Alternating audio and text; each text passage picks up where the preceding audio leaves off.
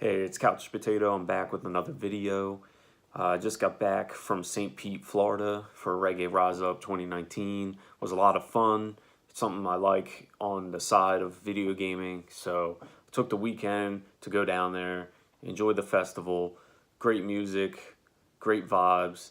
Everyone was having a good time. Weather was great. And but now I'm back, so I'll be making game videos. So the first one I'm going to make now that I'm back is about all this talk I'm hearing about GameStop is going to be shutting down and it's going under, which most likely is the case and is probably true. They're just not going to be able to compete with the push of digital downloads and the new Google streaming device. So now there's going to be other companies probably getting on board trying to get devices that stream games. You know, you have Xbox with their Game Pass, and you're going to see a lot more things like that going down. And for collectors like me and probably yourself, it's not the greatest way to go because, you know, if you download the games, you don't actually own something. Like right here, I have a bunch of games that I actually own, and at any point in time, I can grab them and play them. If I download something, there's always a possibility of like a crash and I lose all that data, or you know they decide to stop giving those games that I download for whatever reason, or you know they decide to shut the streaming service down or whatever it may be. You, I don't like the fact that you don't actually like own anything. You're pretty much renting what you download. Now, a lot of people, it doesn't matter. They'll just download the game. They find it easier than going out and purchasing the game. Also, if you download the game, it's available, you know, right when release. So in a lot of cases, you know, it could be positive, but for collectors like me and probably yourself, that's not how we like things to be. We want to actually own something physically and actually have in our possession. Also, with downloadable games, you're not going to be able to, you know, say let your friend borrow it, or you're not going to be able to sell it on Facebook Marketplace or eBay or Craigslist or whatever, because you don't actually own anything to sell. You know, all you're going to have is, you know, whatever you downloaded on your system. So unless you sell your system or you have like a hard drive and you sell the hard drive, you're kind of just stuck. You know, you don't have a means or an outlet to sell whatever you purchased, unless they come out with other ways to do that, which I don't think they will, because I think they're trying to cut down on that. They just want people to buy the game and pay the full retail price, which from a company perspective makes a lot of sense, but it sucks for, you know, collectors and gamers that, you know, enjoy having that option.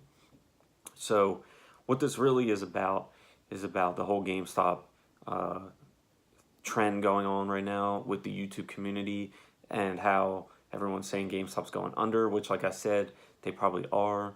But we got to really think about, you know, what that means as far as gaming and collecting. And, you know, you might want to watch what you wish for, because in 2019 here, the places that you're able to go to get physical copies of games is dwindling. You know, mom and pop game stores, I know a few who have shut down, you know, recently, and I'm sure there's going to be more to follow suit.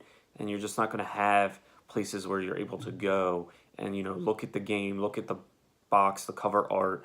You're not going to be able to talk to whoever is working there to see what their experiences with a certain game, or you know what games fit what you enjoy. And once that's gone, you're pretty much left up to your own vices, or maybe like online reviews. But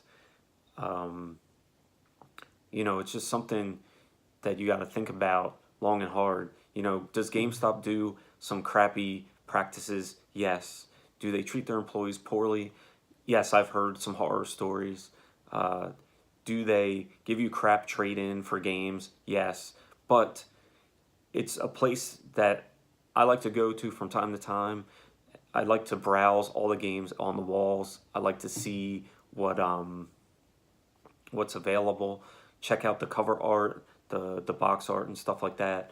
You know, you stumble across games you probably didn't even know existed, at least in my experience. You notice, like, hey, what is this game? I haven't seen this before, I haven't heard of this before, but here it is at GameStop on the wall. So in that sense, I'm able to, you know, pick up things that I probably normally wouldn't because I wouldn't know about it. But if there is no, you know, GameStop or game stores, you don't have that luxury. You don't have that experience. You know, a lot of times I go into GameStop, I talk to the person working there. Luckily, in my area, most of the GameStops are pretty cool, and the people working there are cool, and you're able to, you know, have conversations about different games and stuff like that. And I enjoy, you know, talking to them about, you know, what game is coming out, what's the hype surrounding it, you know, what is going on with this developer or that developer, or, you know, just random video game related conversations that you wouldn't be able to get if it's just download or stream, you know, hobby. So as far as GameStop going under, you know, we might want to think about what we wish for, because once those shut down, you know, I have a feeling people are gonna miss them. You know, it's kind of like Blockbuster when it shut down. You know, I still miss the experience of going to Blockbuster on Friday, Saturday night. You know, it sucks sometimes when they didn't have whatever was out available because it was rented out, but just the experience, you know, it's just another thing from the past that's gone. And, you know, same thing with Toys R Us for the kids. You know, they had a place to go. You know, they could look through all the different toys and stuff like that. But now they don't have that option. You know, they'll have to just surf online for, you know, random toys because it's no longer around. And I know a lot of people, you know, want to bring want to bring stores like that back because it's just an experience. And once they're gone, that experience is gone. And, you know, so you just got to be careful what you wish for. And I don't wish on the demise of GameStop. You know, they do some crappy practices, and like I said, and it's not the greatest, but it's definitely not the worst thing out there. It's not as bad as, you know, it's painted out to be. You know, I enjoy going there to browse games. They do have great deals on used games. I don't think you can find, you know, prices on used games much cheaper than what GameStop puts them out for. And they lower the prices on new games pretty rapidly, especially nowadays. Like, you could pick up the South Park game for Nintendo Switch, the Fractured Butthole, for like $15 brand new, sealed.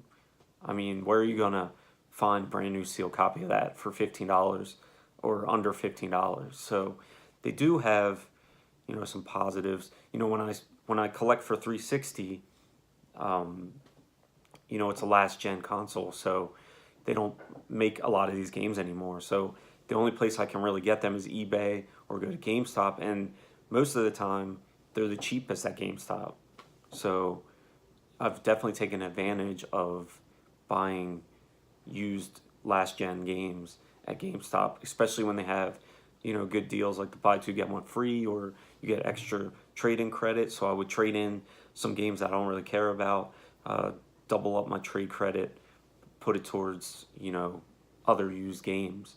And that's another thing. Like, yeah, they give crappy trade credit most of the time, but if you hit them at the right deals with the right sales and stuff like that, you can actually make decent amount of trade credit there. Like, there was, I think it was like 2 summers ago, they had, I think they screwed up, but it was like 70% trade-in on a list of games.